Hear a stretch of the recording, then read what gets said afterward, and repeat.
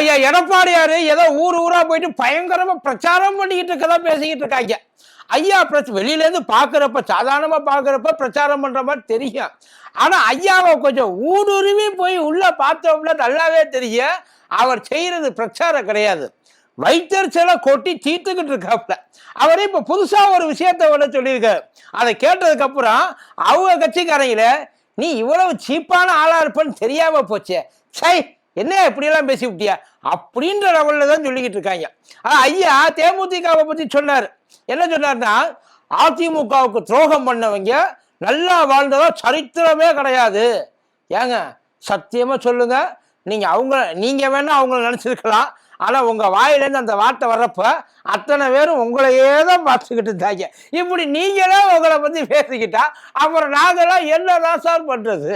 இப்ப ஐயா ஏன் தேமுதிகவை போயிட்டு இப்படி வருகிறாப்புல அப்படின்னா ஒண்ணும் இல்லை. இப்ப ஒரு பையனும் ஒரு பொண்ணு லவ் பண்றாங்கன்னு வைங்களேன், அது புதுசா லவ் பண்றப்போ அந்த பையனை அந்த பொண்ணு என்ன நினைச்சிருப்பா, பயங்கரமா உத்தமே, நம்மளை கண்கலங்காம பார்த்துப்பான், நம்மளை ஏமாத்த மாட்டான், நமக்கு துரோகம் பண்ண மாட்டான்னு நினைச்சிருப்பான்.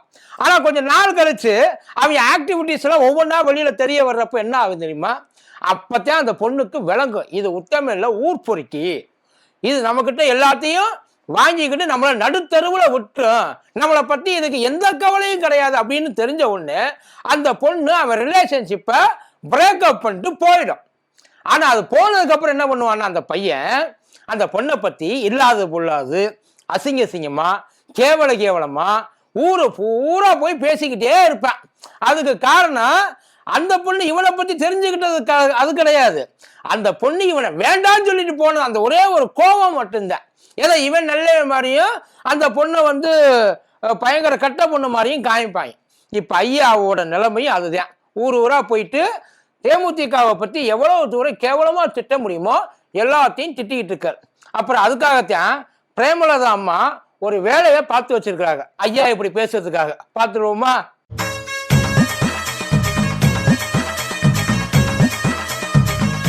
வீடுதோறும் அரசு சேவைகள், மருத்துவம் தொடர்ந்திட ஸ்டாலின் தொடரட்டும், தமிழ்நாடு வெல்லட்டும். குளு குளுன்னு காத்து வீசுது. உங்கள் சத்யாவில் குளு குளு ஏசி ஆஃபர். பேர் என்ன?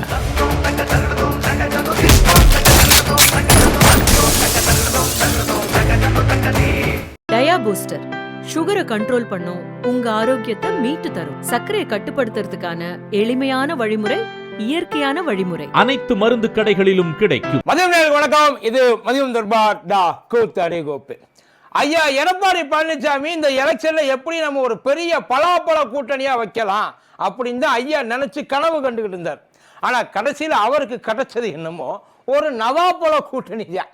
அதுக்கு மேல அதுவும் ஏற்கனவே இருந்து அந்த நவாப்பழ கூட்டணியுமே ஐயா இஷ்டப்பட்டு அமைச்ச கூட்டணி எல்லாம் கிடையாது. ஐயா வேற வழி இல்லாம வச்சுக்கிட்ட ஒரு கூட்டணின்னு வைக்கல. இதுல அவர் ரொம்ப நம்பி இருந்தது. எப்படி நம்பி இருந்ததுன்னா, நம்மளை விட்டு இது கண்டிப்பா போகாது, போக்கடம் கிடையாது, இது நம்ம கண்ட்ரோல்ல தான் கடைசி வரைக்கும் இருக்கும் அப்படின்னு நினைச்சு வச்சிருந்த ஒரே ஒரு கட்சி தேமுதிக. உண்மையில ஐயா திமுகவுக்கு இந்த கூட்டணி போகும் அப்படின்ற எண்ணம் அவருக்கு துளி கூட கிடையாது. அதனாலதான் அதை கிராண்டடா போட்டு அடிச்சா. என்ன நினைச்சிட்டு இருக்காங்க எல்லாரும், திமுக தேமுதிகவை பயங்கர பிளான் எல்லாம் போட்டு ஆசை காட்டி இழுத்துச்சுன்ட்டு அவங்க ஓடி வந்துட்டாங்க. திமுக பிளான் போடல, அதிமுக ஐயா எடப்பாடியார் போட்டு வச்சிருந்த பிளான் அவங்களுக்கு தெரிஞ்சு போச்சு. இதுக்கப்புறம் நம்ம இங்க இருந்தோம்னா இனிமேல் நம்மளை ஓரமா குப்பை தொட்டி மாதிரி தான் வச்சிருப்பாங்க, நமக்கு இங்க மரியாதை கிடைக்காது, ஒவ்வொரு முறையும் நாம எத்தனை தடவை தான் ஏமாறுறது, இதுக்கப்புறம் நம்ம இப்படி இருக்கக்கூடாது, இருந்தா செத்துருவோம் அப்படின்னு சொல்லி தான் இங்கேருந்து அங்கே தூக்கிட்டு போனது. ஆனா அங்க போனதுக்கு அப்புறம் எல்லாரும் சொன்ன ஒரே ஒரு இதுதான். இப்ப ஐயா பேசிட்டு இருக்காரு 1/2%, வெறும் 1/2% ஓட்டுள்ள ஒரு கட்சி. இப்ப அந்த 1/2% ஓட்டுள்ள அந்த கட்சிக்கு உன் கூட கூட்டணி வைக்க பிடிக்கலையே, வேற எந்த கட்சி உன் கூட கூட்டணி வச்சிருக்க? பதிலுக்கு நீ கூட்டணி வச்சிருக்க கட்சியெல்லாம் எந்த? இப்ப தமாகாவை எடுத்துக்கிட்டோன்னு வச்சுங்களேன், அந்த 1/2%ன்றார்ல, 1/2% தமாக தேமுதிக கூட பயங்கரமான தமிழ்நாட்டில் பெரிய கட்சியா? திருப்பி கேள்வி கேட்டாங்கன்னா என்ன பண்ணுவீங்க? யோசிச்சு பாருங்க. இப்போ அங்கே ஓடிச்சு. அது என்ன சொல்றாப்புல, ஐசியூவில் கிடக்கிற ஒரு கட்சி, அந்த கட்சியை காப்பாற்றுனதே நாங்கள் தான், தேமுதிக ஐசியூவில் கடந்த கட்சி தான். அதில் யாரும் எந்த இல்லை, அது வந்து ஆட்சியை பிடிக்கக்கூடிய நிலைமையில இருந்துச்சுன்னு யாரும் சொல்ல போகிறது இல்லை. ஆனால் இப்போ அதிமுக அது ஐசியூவில் கடந்த கட்சி.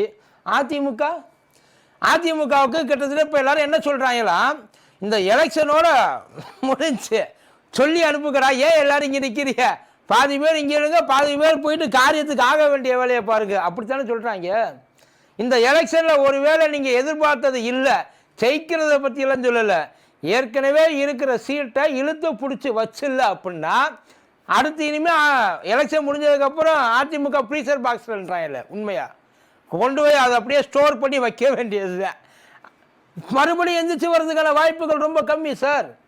இதில் நான் சொல்லலை, ஏற்கனவே தெரிஞ்சவங்க. முக்கியமாக ஐயா எடப்பாடி பழனிசாமியோட அரசியல் வாழ்க்கை இத்தோட வந்து வாய்க்கரிசியை போட்டு முடிச்சு விட்டுருவாங்க. ஏன்னா ஏற்கனவே 10 தோல்வி பழனிசாமின்றது ஐயாவுக்கு கிடைச்ச ஒரு பேர். இதுக்கப்புறம் வந்து மெகா தோல்வி பழனிசாமி. இப்போ ஐயா சொன்னால நாங்கள் ஒரு மெகா கூட்டணி அமைப்போம், அந்த மெகா கூட்டணி குவா கூட்டணியாக மாறி போயிடுச்சு. கடைசியில் ஒன்று ஐயா கிட்ட வந்து ஐயா நினச்ச அனைத்து ராஜதந்திரங்களும் வீணாகி விட்டது அப்படின்ற ஒரு அந்த கடுப்பில் தான் அப்படி பேசியிருக்கார். டூப்பு கூட்டணியா? எது டூப்பு கூட்டணி? இப்போ ஒரு பேச்சு 2005 அவர் வந்து மதுரையில் மாநாடு போட்டார் கேப்டன். 2006 தனியாக நின்று தேர்தலை சந்திச்சார். நல்லா கேட்டுக்கங்க, உங்களை மாதிரி ஒளிஞ்சிருந்து கீழே வந்து அப்படியே நீந்தி போய் தரையில் நீந்தி போய் பதவிக்கு வந்தவரெல்லாம் கிடையாது. தனியாக நின்று கட்சி ஆரம்பித்த ஒரு மனுஷன். 2006 அவருக்கு 7.5% கிடைச்சது சட்டமன்ற தேர்தலில். அதே 2009 நாடாளுமன்ற தேர்தலில் அங்கேயும் தனியாக நின்னாரு, 10% கிடைச்சது. 2011 உங்க கூட கூட்டணி வச்சார், அதிமுக கூட கூட்டணி வச்சார், 7.5% எகைன் வந்தது. 2016 மக்கள் நல கூட்டணியில் அவர் வாங்கின அடி சரியான அடி, ஒரு 2.5% கிடைச்சது. அதுக்கப்புறம் 2021 அமமுக கூட கூட்டணி வச்சாரு, அப்பதான் நீங்க சொன்ன அந்த 1/2%. அந்த 1/2% கட்சியை எதுக்கு இடையில சேர்த்துக்கிட்டீங்க? 2020 அதுதான் 1/2% கட்சின்னு ஆயிடுச்சு இல்லை. 2024 நாடாளுமன்ற தேர்தலில் கூட்டணி வைக்கிறப்ப அன்னைக்கு அந்த 1/2% வந்து உங்களுக்கு கண்ணுக்கு தெரியலையா என்ன? தமிழ்நாட்டில் திமுக அதிமுகவுக்கு அப்புறம் தமிழ்நாடு முழுக்க பரவி கிடக்கிற இன்னொரு கட்சின்னா அது தேமுதிக. அது நீங்கள் என்ன வேணாலும் அதை கலாய்க்கலாம், என்ன வேணாலும் அவங்கள வந்து நம்ம வந்து மட்டம் தட்டி பேசலாம், இதை மறுக்க முடியுமா என்ன? தமிழ்நாடு முழுக்க அது அத்தனைக்கு காரணம் கண்டிப்பாக பிரேமலதா கிடையாது. அந்த கிரெடிட் அவங்க எடுத்துக்கவும் முடியாது, அவங்க எடுத்துக்கவும் மாட்டாங்க. முழுக்க அது கேப்டனுக்கு மட்டுமே சொந்தமானது. 2024 எலெக்ஷனில் அவங்க போட்டி போட்டப்போ அவங்க வாங்கின வாக்கு சதவீதம் என்ன தெரியுமா? 2.5%. உங்கள் கூட போட்டு தான் வாங்கினாங்க, அவங்க வாங்கின வாக்கு சதவீதம் 2.5%. இப்போ அந்த 1/2%. இப்போ அமமுக கூட அமமுக எவ்வளோ ஜெயிச்சிச்சு சொல்லுங்க பார்ப்போம்.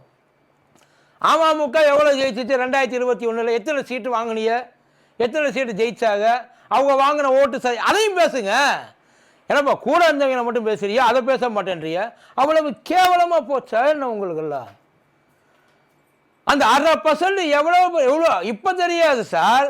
ஒவ்வொரு தொகுதியிலையும் தோக்குறப்ப 1000 ஓட்டு வித்தியாசம், 2000 ஓட்டு வித்தியாசம், 3000 ஓட்டு வித்தியாசம், தோத்து போயிட்டோம். சில இடங்களில் 40,000 50,000 ஓட்டெல்லாம் போகும், அது வேற. ஆனால் ரொம்ப டஃப் ஆகிட்டு நல்லா நினச்சிட்டு இருக்கோம்ல, அங்கனுக்குள்ளே தோக்குற இடம்லாம் இருக்குல்ல, அப்போ தெரியும் அந்த 1/2%ஓட வேல்யூ என்ன. யாரையும் நம்ம தான் வசதி, நம்ம தான் மேலே, மற்றவங்க எல்லாம் வந்து ஒன்றுமே கிடையாது, அவங்க ரொம்ப புல்லா பூச்சி மாதிரி நசுக்கி விட்டு போயிடலாம், அவங்கள நம்ம மதிக்க வேண்டிய அவசியமே இல்லை. என்னைக்கு இந்த எண்ணம் உள்ளுக்குள்ளே உங்களுக்கு ஏறிச்சோ அன்னைக்கே டப்பாக டான்ஸ் ஆகிடும். டூப்பு கூட்டணின்றப்பல டூப்பு கூட்டணியாகவே இருக்கட்டும், ஆனால் உங்களுக்கு வச்சுருக்கிறது ஆப்பு கூட்டணி இல்லை, சொரியதில் வச்சுருக்குறாங்க, எங்கிட்ட அசைய முடியாதபடி. இதில் வேற நாங்கள் தான் வந்து எல்லாம், நாங்கள் தான் தலைமை. ஒரு கூட்டணிக்கு ஒரு கட்சி தலைமை தாங்குதுன்னா அந்த கூட்டணியோட டிசிஷன் யார் அனௌன்ஸ் பண்ணுவா? ஒரு கூட்டணிக்கு ஒரு கட்சி தலைமை தாங்குதுன்னா கூட இருக்க கூட்டணி கட்சிகள் இன்னொரு சின்னத்தில் போட்டி போடுறப்ப அவங்க எந்த சின்னத்தில் போட்டி போடுவா? கூட்டணி கட்சி அந்த தலைமை கட்சியோடையா இல்லை தலைமைக்கு கீழே இருக்க கட்சியோடையா?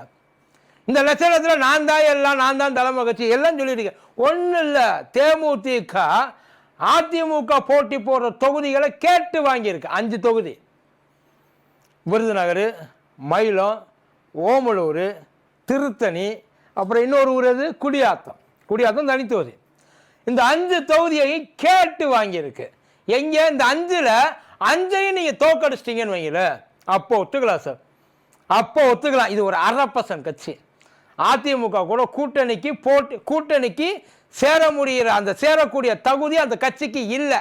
அன்னைக்கு நீங்க அதை பேசலாம். இதுல ஏதாச்சும் ஒரு தொகுதி நீங்க தோத்துட்டீங்கன்னு வைங்க, ஒரு தொகுதி, அது 10 நிக்குது, அது 10ல் பேலன்ஸ் 5ல் எப்படி ஜெயிக்காம போதை பத்தியில. இந்த 5ல் ஏதாச்சும் ஒரு தொகுதி தோத்துட்டீங்கன்னா அரசியலை விட்டு விலகிறீங்களா? இல்ல நான் பண்ணது தப்பு, தேமுதிக பிரேமலதா கிட்ட மன்னிப்பு கேட்கிறேன் அப்படி நான் பேசியிருக்கேன். முதல்ல இப்படி பேசலாமா? அவங்க ஜெயிக்கிறாங்க தோக்குறாங்க அதெல்லாம் அடுத்த பிரச்சனை. பேசலாமா சார்?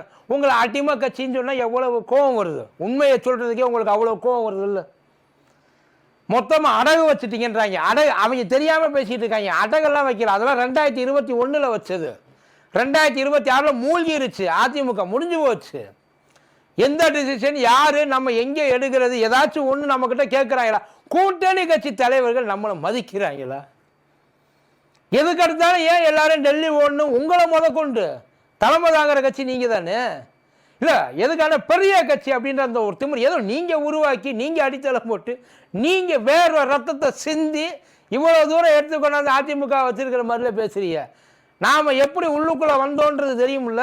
அடியில ஓட்டையை போட்டு கையில பிடிச்சி மேலே ஏறி உட்கார்ந்து இருக்கிறப்ப யார் யாரை குத்தி விட்டு சார் பப்ளிக்கா பண்ண கொலை, இதெல்லாம் அரசியல் கொலை, அந்த இமேஜ் கொலை. இதுக்கு பேர் நாம எப்படி ஓபிஎஸ் அடிச்சு வரட்டிட்டோம், நாம எப்படி சசிகலாமா அடிச்சு வரட்டிட்டோம், எப்படி டிடிவி அண்ணன் வரட்டிட்டோம். டிடிவி அண்ணன் ஜாயின் பண்ணாரு அதிமுக கூட்டணி, நான் தான் தலைமை, உங்களை பார்த்து ஜாயின் பண்ணாரு. அவர் யாருக்கிட்ட போய் ஜாயின் பண்ணாரு? கொஞ்சம் கூட. ஆனால் எந்த விதமான ஒரு ஐயோ நம்ம இப்படிலாம் பேசுகிறோமே, நம்மளை திருப்பி இப்படிலாம் பேசுவாங்க, அந்த நினைப்பு கொஞ்ச நாள் இருக்கா சார்? முதல்ல ஒரு நல்ல அரசியல்வாதிக்கு என்ன அழகு? அதை கட்சியை கொள்கை ரீதியாக எதிர்க்கலாம், அரசியல் ரீதியாக எதிர்க்கலாம், தனிப்பட்ட தாக்குதல். நீ எல்லாம் ஒரு ஆளா? இந்த சாதி திமுறெல்லாம் சொல்லுவாங்க, கிட்டத்தட்ட அந்த மாதிரியான ஒரு திமுறு தான் இது. அதுதான் அந்த வாயிலேருந்து அந்த வார்த்தையெல்லாம் வர வச்சிருக்கு. நான் என்ன பண்ணுவோம், நம்ம மக்களுக்கு என்ன செய்வோம், அதையெல்லாம் நீங்கள் எடுத்து சொல்லியிருக்கலாம் சார். ஏன் அதெல்லாம் எடுத்து சொல்லலை? ஏன் அந்த வேலைக்கு நீங்கள் போகாமல் இருந்தீங்க? இல்லை ஒரு 5% கட்சினா எதுக்கு அப்பேலேருந்து? ஏன் நம்ம 2011 கூட்டணி வைக்கிறப்ப தெரியலையா? 2021 கூட்டணி வைக்கிறப்ப தெரியலையா? 2024 கூட்டணி வைக்கிறப்ப தெரியலையா? 2021 அமமுக விட்டுருங்க, 2024 கூட்டணி வைக்கிறப்ப தெரியலையா? இன்னைக்கு மறுபடியும் அது எந்திரிச்சு மேலே வந்து நிற்கும். அவங்க ஒரு அரசியல் வாய்ப்பு. ஏன் நம்ம வாய் என்ன பேசுச்சு 2021, 2024 என்ன பேசுச்சு, இப்போ 2026 என்ன பேசுது? நம்ம பேசுறத நினைச்சு பார்ப்போமா? எங்க இதே மாதிரி திருப்பி அந்த பக்கம் இப்ப சொல்லி பாரு, 4 சீட்டு வாங்கினாங்க, எங்களால தான் வாங்கினாங்க. அவங்களுக்கு இங்க தமிழ்நாட்டில் என்ன கடக்குது என் மேல? எங்க இன்னைக்காச்சும் அவங்கள பேச முடியாது. பேசுனா வாயில தப்பாங்க கோனூசியை வச்சு. இங்க நம்ம இஷ்டத்துக்கு பேசிடலாம். கேவலம் பொம்பளை நடத்துகிற கட்சி தானே அப்படின்ற மாதிரி வந்துட்டீங்களா என்ன? இல்லை அந்த திமிர் பேச்செல்லாம் வாயில நல்லா தெரியுது. என்னைக்காச்சும் இந்த மாதிரி பர்சனலாக சார் ஒரு கட்சியை பற்றி பேசுவேன், நீங்கள் என்ன வேணாலும் பேசியிருக்கலாம், தப்பே இல்லை. அதான் இத்தனை நாளாக திமுக திட்டினவங்க இப்போ வந்து எப்படி வர்றாங்க? 2024 நம்ம பாஜக என்ன பேசணும்? அண்ணாமலையை நம்ம என்ன பேசணும்? அங்கே இருக்கிற ஒவ்வொருத்தரையும் நம்ம என்ன பேசணும்? இப்போ 26 நம்ம என்ன பேசுகிறோம்? அரசியல் கலந்து எடுக்கிற முடிவுகள் வேற. ஆனால் அதை எப்படி நம்ம ஒருத்தனை அவனுக்குள்ள கடந்து மதிக்கிறோன்றது இருக்குல்ல. எதிரியாவே இருந்தாலும் அவனுக்கு உண்டான அந்த வேல்யூன்னு ஒன்று இருக்கு இல்லையா சார்? அந்த வேல்யூவை நம்ம கொடுத்தாத்தான் நாம பெரிய மனுஷன் அவனுக்குள்ள. இந்த மனசு, இந்த எண்ணத்தை வச்சுட்டு நீங்க எப்படி இறங்கி போய் ஜெயிக்க போறீங்கன்னு தான் தெரியல. பார்ப்போம் இந்த ரிசல்ட் எப்படி அமையுன்றதை பொறுத்து தான் ஐயா எடப்பாடியோட அந்த அடுத்த கட்ட நகர்வுன்றது இருக்கும். ஒருவேளை நீங்க ஜெயிக்கிறேன்னு வச்சுங்களேன், ஒட்டு மொத்தமாக உங்கள் ஆளுகளே இறங்கி உங்களை இறக்கி விட்டு கண்டிப்பாக அது நடக்கும். எப்படி நீங்கள் மற்றவங்களுக்கு இது வரைக்கும் என்னென்னமோ செஞ்சீங்களோ அது அத்தனையும் ஒன்று சேர்ந்துட்டு உங்களுக்கு ரிப்பீட் ஆகும். தயாராக இருந்துக்கோங்க. நன்றி.